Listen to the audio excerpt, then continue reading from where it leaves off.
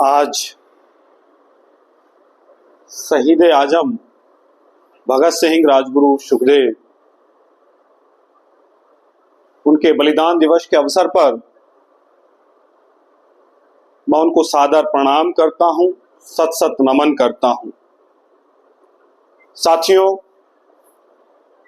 आज corruption free India संगठन के बैनर तले पिंटू मास्टर जी के नेतृत्व में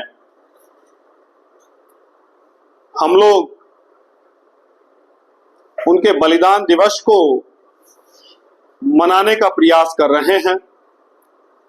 सभी साथियों ने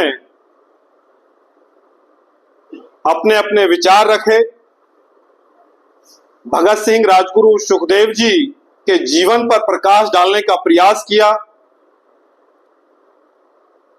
और लगभग सभी साथियों के विचार मास्टर दिनेश आर्य जी और तमाम साथियों ने उन विचारों को हम सब लोगों के सम्मुख रखने का प्रयास किया है। भगत सिंह, राजगुरु सुखदेव और उन्हीं के साथ लाखों क्रांतिकारी इस देश को आजाद कराने के लिए, भारत मां की आजादी के लिए और विदेशी आक्रांताओं की बेड़ियों से इस देश को मुक्त करने के लिए लाखों क्रांतिकारियों में झटपटाहट थी। और वही भगत सिंह जलियांवाले कांड से प्रभावित होकर के राजगुरु सुखदेव लगभग तीनों क्रांतिकारियों की जो आयु थी लगभग 23 और 24 वर्ष थी। जब आज समाज में 23 वर्ष का युवा अपने और अपने परिवार के बारे में सोचता है, तब भगत सिंह ने इस देश की आजादी के लिए अपने प्राणों को न्यौछावर कर दिया था। आखिर आज वो भगत सिंह के विचार, राजगुरु सुखदेव, चंद्रशेखर आजाद, वीर विजय सिंह, पथिक गुजर, धन सिंह कोतवाल, मंगल पांडे, महाराणा प्रताप, ऐसे मां पन्नाधाय, जिन लोगों ने अपने आप को बलिदान कर दिया लेकिन अपने राष्ट्र की एकता और अखंडता को बचाने के लिए अपने आप को आहूत कर दिया, आज उन लोगों के विषय में हम लोग यहां बैठे हैं। तमाम साथियों ने, भाई तरुण भाटी जी युवा साथी हैं, उन्होंने भी ध्यान आकर्षित किया और बहुत अच्छे से आजादी के ऊपर और भगत सिंह जी के बलिदान दिवस के ऊपर उन्होंने अपने विचार रखे।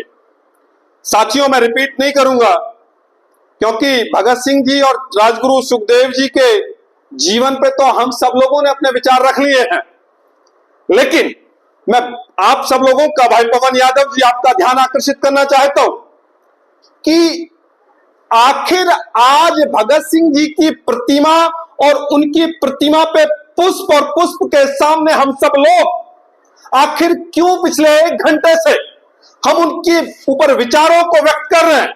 आज क्यों हम सब लोग यहां खड़े होकर के अपने समय को बर्बाद करने का प्रयास कर रहे हैं?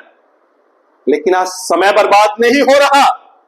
आज इस 78 वर्ष की आजादी के बाद हम लोग आजाद भारत में आजादी की दूसरी लड़ाई की नींव रखने का प्रयास हम लोग कर रहे हैं। साथियों, आज 78 वर्ष की आजादी के बाद भी भाई रणधीर जी, जो भगत सिंह, राजगुरु सुखदेव जी के सपनों का भारत होना चाहिए था, मास्टर दिनेश नागर जी, वो भारत आज उनके सपनों का नहीं है।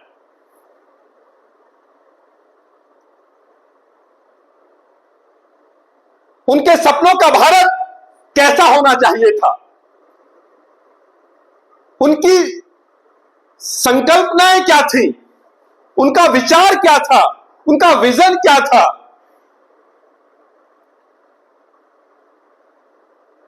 जैसे तरुण भाटी जी ने कहा कि भगत सिंह समानता की बात करते थे, एकता की बात करते थे, अखंडता की बात करते थे, तमाम धर्मों की बात करते थे, तमाम संप्रदायों की बात करते थे।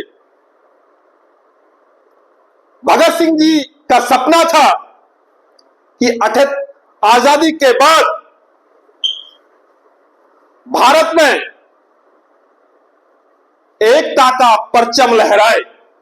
लेकिन आज आजाद भारत में समानता की जगह असमानताएं और असमानताओं ने के अंदर भी शोषण, अपराध, अत्याचार और राक्षस रूपी भ्रष्टाचार ने इस देश की जड़ों को खोखला करना शुरू कर दिया है। भगत सिंह ने सोचा था कि मेरे बलिदान होने के बाद, मेरे शहीद होने के बाद और इस फांसी के फंदे को चूमने के बाद ये भारत आजाद होगा तो इस देश का एक एक नागरिक का जीवन खुशहाल होगा। कोई राजनीतिक लोग, कोई प्रशासनिक व्यक्ति किसी का शोषण नहीं करेगा। लेकिन आजादी के कई दशक बीत जाने के बाद भी आज गरीबी और अमीरी में अंतर बढ़ गया है, गोरे और काले में अंतर बढ़ गया है। आज तमाम राजनीतिक दल धर्म और जात की बात कर रहे हैं। यानी कि एक तरफ हम आज भारत में, और भारत ही नहीं दूसरे देशों में भी भगत सिंह जी के बलिदान दिवस को याद कर रहे हैं हम लोग, और उनके इस बलिदान दिवस के अवसर पर एकता, अखंडता और समानता की बात को लेकर के देश के राजनीतिक दल बात करते हैं, और वहीं दूसरी तरफ अपने राजनीतिक लाभ लेने के लिए वो गोरे और काले में हम लोगों को लड़ाने का प्रयास कर रहे हैं, हम लोगों को जाति और धर्म में लड़ाने का प्रयास कर रहे हैं। यानी कि जो भारत भगत सिंह के सपनों का होना चाहिए था, वर्तमान लोग उसके विपरीत चलने का प्रयास कर रहे हैं, जिसको करप्शन फ्री इंडिया संगठन बिल्कुल भी बर्दाश्त नहीं करेगा। साथियों, भगत सिंह का और राजगुरु सुखदेव जी का सपना था कि जो भारत की मूल आत्मा है, यानी कि गांव, भारत की मूल आत्मा गांव में जो बसने वाले लोग हैं, जिनको हम किसान कहते हैं, जो इस देश का पालनहार भी है, जिस व्यक्ति को हम लोग इस देश का अन्नदाता कहते हैं, और दूसरी तरफ हम इस देश के मतदाता के रूप में उसको लोकतंत्र में राजा भी कहते हैं, क्योंकि इस देश का असली मालिक जो है वो आम आदमी है। ऐसी कल्पना इस देश की हुई, लोकतांत्रिक देश की व्यवस्था बनी, संविधान ने हम लोगों को ताकत दी कि आजादी के बाद और कानून लागू होने के बाद तमाम सब लोगों को सुख सुविधाएं मिलेंगी और किसी के साथ कोई भेदभाव नहीं होगा। साथियों, जितने भी हम सब लोग इस कक्ष में बैठे हुए हैं, क्या भारत की सरकार और प्रदेश की सरकार की जो योजनाएं देश के अंतिम व्यक्तियों के लिए लागू होती हैं, क्या वो हम तक पहुंचती हैं? आज उन योजनाओं को लेकर के, उन अधिकारों को लेकर के हम सब लोग कभी सड़क पे आंदोलन करते हैं, तो कभी जिला मुख्यालय के मुख्य द्वार पे उसके दफ्तर पर आंदोलन करते हैं, कहीं हम एमएलए एमपीओ के द्वारों पे जाकर के अपनी पीड़ा को कहने का प्रयास करते हैं। तो क्या फायदा हुआ? क्या फायदा हुआ ऐसे कानून को बना करके कि जिस कानून के अंतर्गत हम लोगों को हमारे अधिकार ना मिले?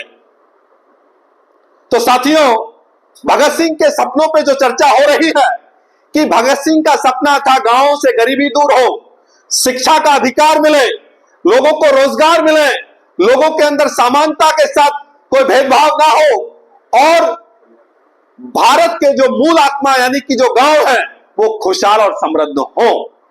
उस सपने को साकार करने के लिए आप सब लोगों के नेतृत्व में हम सब लोगों ने मिलकर के एक विचार हम सब लोगों के अंदर आया, और वो विचार था भ्रष्टाचार मुक्त भारत का निर्माण करना। यानी कि 23 दिसंबर 2013 को हम सब साथी बैठे और एक विचार निकल करके आया कि हम सब लोग मिलकर के राक्षस रूपी इस भ्रष्टाचार से इस देश को आजाद कराएं। आर्य साहब,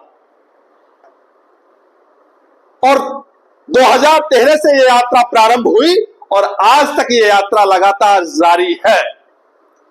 भगत सिंह जी को हम अपना आदर्श मानते हैं, राजगुरु सुखदेव, चंद्रशेखर आजाद, वीर विजय सिंह पथिक, तमाम क्रांतिकारियों को हम आदर्श मानते हैं, उनको हम पढ़ने का प्रयास करते हैं और उनके पद चिन्हों पे चल करके निस्वार्थ भावना के साथ राष्ट्र और समाज के कल्याण के लिए करप्शन फ्री इंडिया संगठन पिछले 11 वर्षों से लगातार समाज और देश के बीच में कार्य कर रहा है। उस सब के लिए आप सब लोग धन्यवाद के पात्र हैं। क्यों? क्योंकि आपके अंदर भी कहीं ना कहीं वो भगत सिंह का बोया हुआ बीज आज अंकुरित हो रहा है। आप जब कहीं बुराई देखते हैं, आप कहीं किसी व्यक्ति के साथ शोषण देखते हैं, आप किसी व्यक्ति के साथ, गरीब के साथ अत्याचार देखते हैं, तो आप इंकलाब जिंदाबाद के साथ आप उन अत्याचारियों पर प्रहार करने का काम करते हैं। तो साथियों, आज भी आप लोगों के अंदर भगत सिंह, राजगुरु सुखदेव का विचार पनप रहा है। व्यक्ति बड़ा नहीं होता, विचार बड़ा होता है। और विचार जो है वो प्रवीण भारतीय नहीं है, आलोक नागर नहीं है, मास्टर दिनेश नागर नहीं है, वो विचार है भ्रष्टाचार मुक्त भारत। यानी कि किसी भी स्तर पे, चाहे वो गांव स्तर है, ब्लॉक स्तर है, तहसील स्तर है, जिला स्तर है या प्रदेश स्तर है, अगर कहीं भी किसी भी सूरत में हम लोगों को भ्रष्टाचार दिखता है या किसी अधिकारी, कर्मचारी, जनप्रतिनिधि, एमएलए, एमपी के द्वारा जनता के अधिकारों का शोषण या उनके साथ अत्याचार होती हुई बात नजर आती है, तो उस बात का हम लोगों को विरोध करना है। तभी सच्चे श्रद्धांजलि भगत सिंह और राजगुरु सुखदेव जी को हम दे पाएंगे। अन्यथा ये जिस तरीके से तमाम राजनीतिक दल और तमाम लोग भगत सिंह, राजगुरु जी के नाम पर, चंद्रशेखर आजाद जी के नाम पर तमाम जयंती और बलिदान दिवस को हम लोग मनाते हैं, वो सिर्फ और सिर्फ एक ढकोसला रहकर होकर के रह जाएगा। यानी कि जो मूल विचार है, उन मूल विचारों को हम लोग देश के अंतिम व्यक्ति तक नहीं पहुंचा पाएंगे।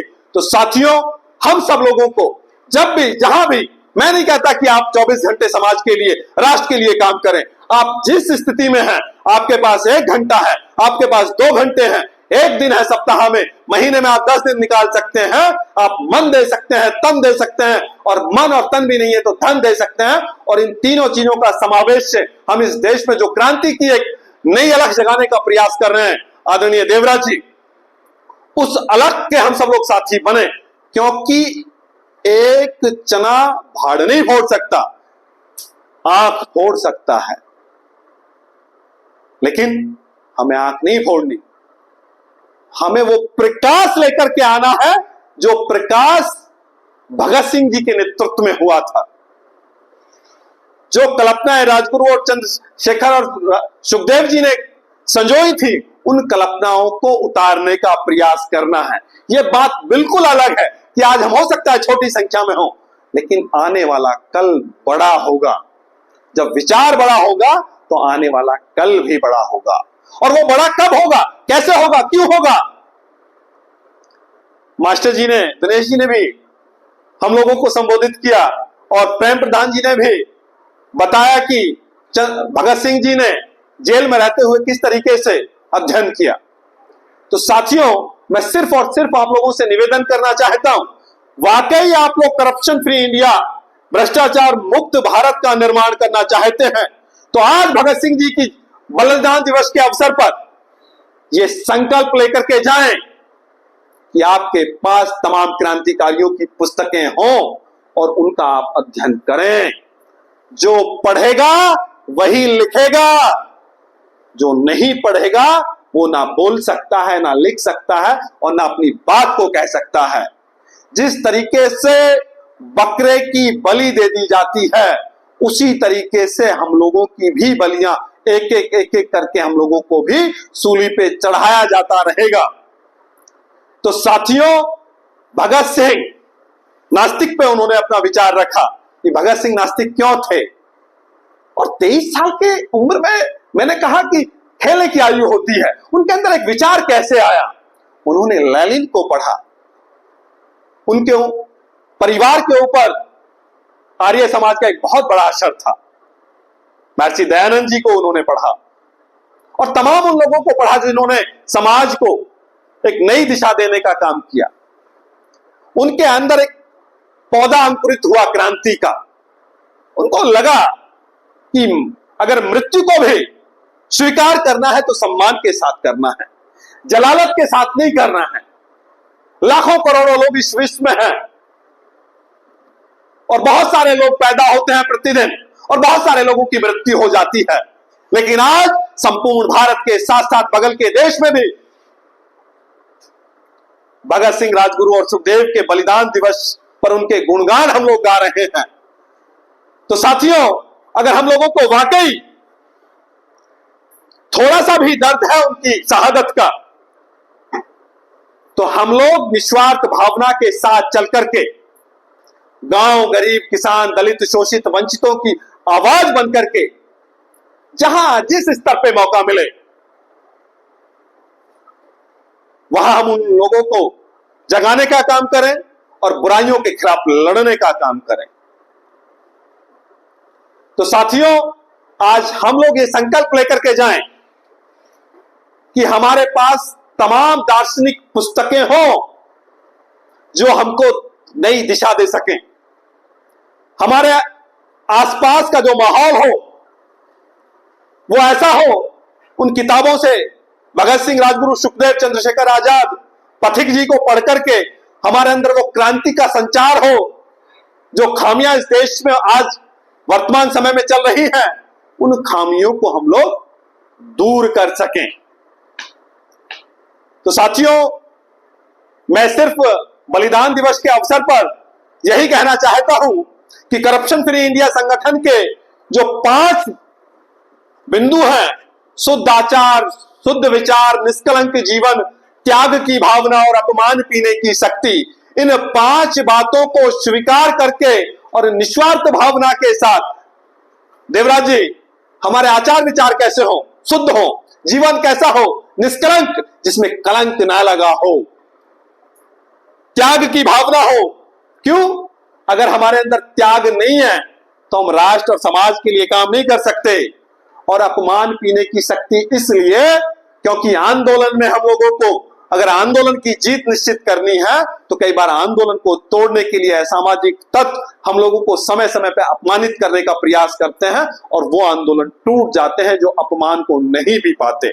तो इसलिए अपमान पीने की शक्ति के साथ हम लोगों को आगे बढ़ना है भाई रणधीर जी। और आज ये संकल्प की बात मैंने तीसरी बार रिपीट कर रहा हूं, हम लोग पुस्तकों का अध्ययन करें। जब भगत सिंह जी जेल में थे तो उनके पास लगभग 800 पुस्तकें थी जिनको ब्रिटिश सरकार ने जब्त किया। हमने आज तक 8 पुस्तकें नहीं पढ़ी। वक्तव्य कहां से आएगा?